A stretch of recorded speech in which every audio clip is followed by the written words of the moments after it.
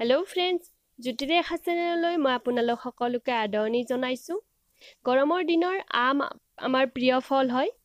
তেন্তে আহকচোন চাও গৰমৰ দিনত আপুনি ঘৰতে কেনেদৰে মেংগো শেক বনাই তৈয়াৰ কৰি ইয়াক পৰিবেশন কৰিব আৰু ইয়াৰ বাবে আমাক কি বস্তুৰ প্ৰয়োজন হ'ব চাই লওঁ।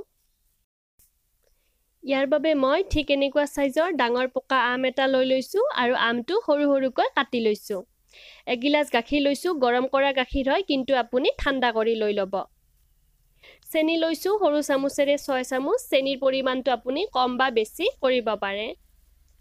ড্ৰাই ফ্ৰুট অকনমান লৈ লৈছো, ড্ৰাই ফ্ৰুট খিনি ইয়াতে কাজু, বাদাম আৰু কিচমিচ আছে আৰু অকনমান টুটি ফ্ৰুটি আৰু 1 কাপ আইচ লৈ লৈছো। প্ৰথমতে মই মিক্সাৰ জাৰ এটা লৈ লৈছো, ইয়াতে সৰু সৰুকৈ কাটি ৰখা গুটেখিনি আম দি দিছো আৰু একেলগতে চেনিখিনিও এড কৰি দিম। আপুনি যিমানখিনি চেনি ব্যৱহাৰ কৰে ইয়াতে গুটেখিনি একেলগতে দি দিব। চেনি দিয়াৰ পিছত ইয়াতে আপুনি আইচ নিদিব। যদি আইচ দিয়ে তেতিয়াহলে চেনিটোৱে বেছি ঠাণ্ডা পায়, ভালদৰে মিক্স হৈ নাযাব, গলি নাযাব আৰু ভালদৰে এইখিনি গ্ৰাইণ্ড কৰি লৈ ল'ব। আপুনি এইখিনি ঢাকনিখন খুলি ভালদৰে এবাৰ চেক কৰি ল'ব যাতে অকনমানো আমৰ টুকুৰা নাথাকে বা চেনিখিনি যাতে ভালদৰে মিক্স হৈ যায়। ভাল স্মুথ পেষ্ট এটা যাতে হয় সেইটো আপুনি ধ্যান ৰাখিব। ঠিক এনেকুৱা ধৰণৰ আমৰ যাতে ইয়াতে টুকুৰা নাথাকে।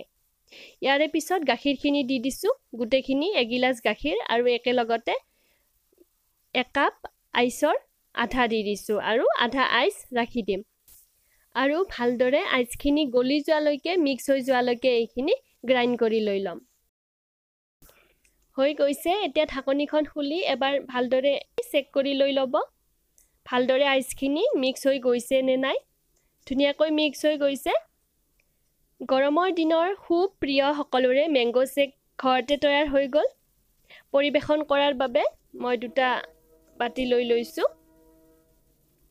আৰু প্ৰথমতে ইয়াতে মই আইচ দি দিছো তলত। এইটো অপচনেল হয়, আপুনি নিদিবও পাৰে। 2টা বাটিতে মই অকনমান দি দিছো।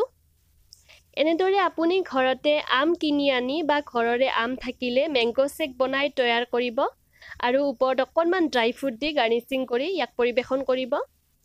যদি এই ভিডিঅ'টো চাই আপোনালোকে ভাল পালে তেতিয়াহলে লাইক কৰিব, শ্বেয়াৰ কৰিব আৰু লগতে মোৰ চেনেলটোক যদি এতিয়ালৈকে সাবস্ক্ৰাইব কৰা নাছিল নিশ্চয়কৈ সাবস্ক্ৰাইব কৰিব। এতিয়ালৈকে আহিছো, ধন্যবাদ।